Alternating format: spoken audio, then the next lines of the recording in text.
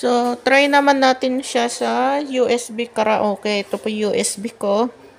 Tingnan natin kung may anong kung naman siya na USB karaoke kasi siya. Ayan. Yan. Nagaganyan po siya. Pag hindi po siya nagano, wala siya laman. Nagre-read USB stop lang siya. Yan ang problema. Tapos may PVC nakalagay. Kasi pang karaoke itong USB. Kailangan pang customize. Buti na lang guys. Ito.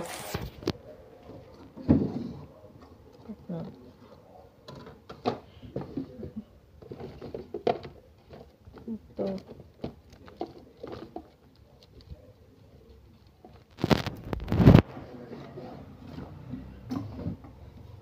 Ito, buti na lang mayroon akong HP disk.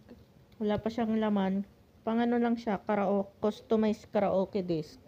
Ng Pensonic 25KB 4507 po.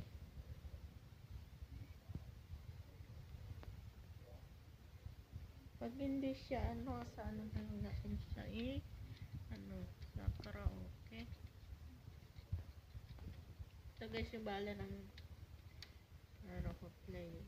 player ko. So, ngayon, testing na lang muna natin sa karaoke disk. So, songbook na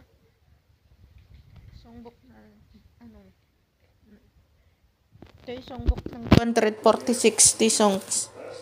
Yan. Ito guys, itong bala na to, binigay ito ng kapitbahay ko.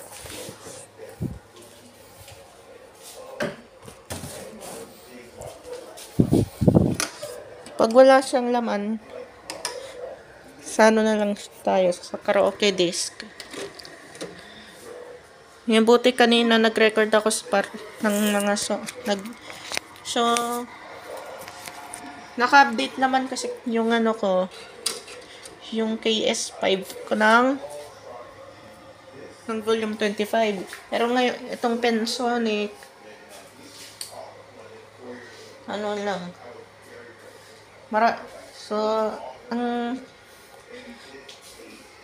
Ang unstoppable sa Pensonic 25KB 4507 ko yung 9,900 song tyrants ko. So, kailangan ko ng player na SKUI like Extreme si XT912.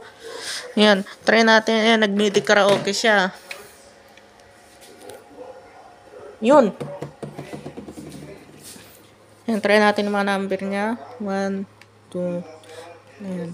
Wala siyang numbering sound. Kasi alam nyo naman, old firmware siya old FW. Yung old firmware ng Pensonic 25KB 4507 ko ito po. Nung so parang 2010 nga ata. Ito po yung mga background niya, BGB2. BGB3, BGB4,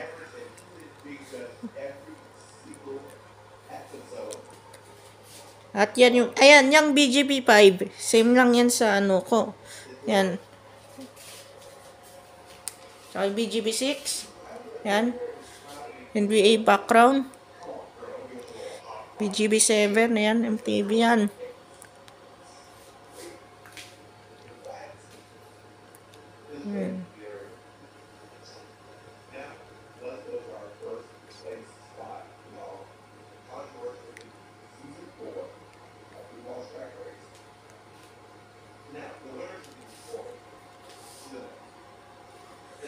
Ayan. So, para save copyright, 3D BGB tayo ngayon.